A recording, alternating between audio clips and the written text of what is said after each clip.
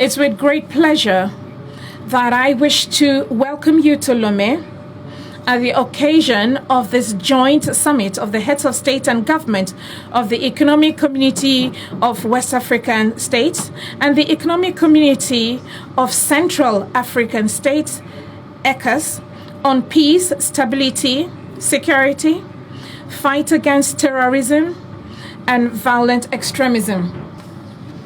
Your Excellencies, heads of state and government, distinguished guests, the geographical, socio-cultural, and economic proximity between Central and West Africa has created linkages, interdependencies, and influences amongst the states and people of these two communities.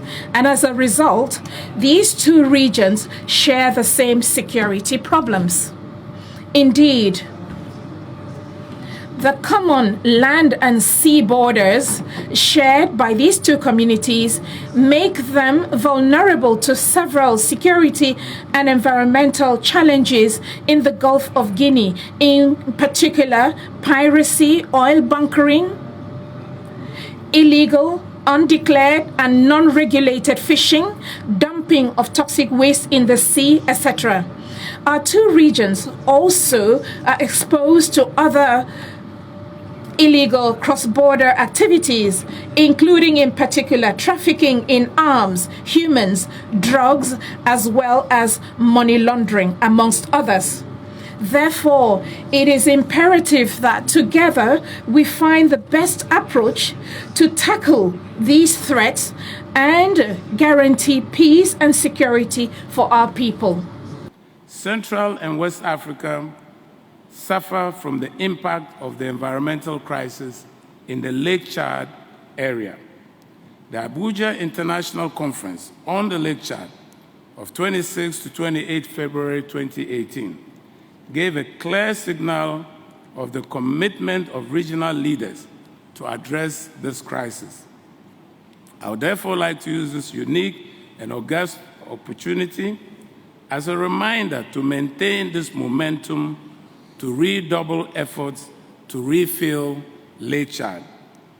This should now be an African Union strategic priority on which the organization should work for its realization with the LCBC, ECAS, ECOWAS, and other partners, of course. Excellencies, ladies and gentlemen, in recent times, several ECOWAS and ECOWAS member states have witnessed an escalation in violent incidents between herders and farmers, which have resulted in a high number of fatalities and displacement of large numbers of people. It is commendable that there are already several initiatives in the two sub-regions on which we can all build on to confront this challenge. I am convinced that with the signing of the Memorandum of Understanding on multi-sectoral cooperation between ECAS and ECOWAS on June 30th in Nouakchott, Mauritania, on the sidelines of the African Union Summit, our two sub-regions have tools to overcome the common challenges they face. The United Nations, through UNOCA and UNOWAS in particular, will always be at your side to support your joint efforts. I commend the different initiatives taken by ECOWAS and ECAS in recent years to tackle this situation. The creation of the multinational joint task force, which is charged with combating the terrorist group Boko Haram, and the G5 Sahel joint force, as well as joint actions in fighting maritime piracy, amongst others, expression of political will that demonstrate a determination to scale the various regional boundaries so that these challenges are addressed, because there are common security challenges. The various measures articulated are aligned with the prolonged efforts carried out by the African Union to promote interregional synergies. I want to refer to the Nouakchott process on strengthening security cooperation in the Sahel region, which brings together countries from North Africa, West and Central Africa, and the regional cooperation for the elimination of the Lord's Resistance Army initiative, to which countries in West, East and Central Africa have made contributions. Whether we're talking about measures taken at the regional or continental level, these initiatives will make it possible to lay the building blocks for an approach that an African doctrine will be used to face these asymmetric threats. They demonstrate our determination to find specific responses that are adapted to our environment as part of the African peace and security architecture. Your Excellencies, ladies and gentlemen, this joint summit demonstrates that everyone acknowledges the efforts deployed thus far, even though they are laudable, but they are insufficient. There is need to do more. Your Excellencies and heads of states and dear colleagues, when it comes to the fight against terrorism and all forms of violence which are being imposed upon our peoples, I'm happy that we have registered so much of success through the joint regional force. And this more than shows that we need to come together to face the security challenges that the two regions have to cope with.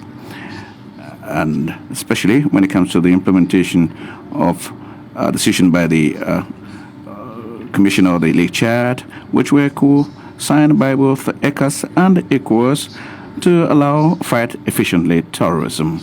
Ladies and gentlemen, beyond the issue of terrorism and violent extremism and the ECOWAS and ECOWAS region considered by this summit, we also need to expand our interregional cooperation space and scope to other issues. And I'm thinking of the issue or the consulted management of migratory flows that have an impact on the security of our region and do threaten our countries, and for which our common reflection needs to be carried out so that sustainable solutions are found. I can't close this address before I extend my congratulations to the member countries of ECOWAS and ECOWAS for their attendance of this important meeting, which, in my view, is the materialization of our will to work together towards the promotion of peace and stability in view of the development of our continent. We are the main stakeholders, and nobody but us would want peace. Therefore, it is our responsibility to respond to the distress of our populations that are coming under those extremists.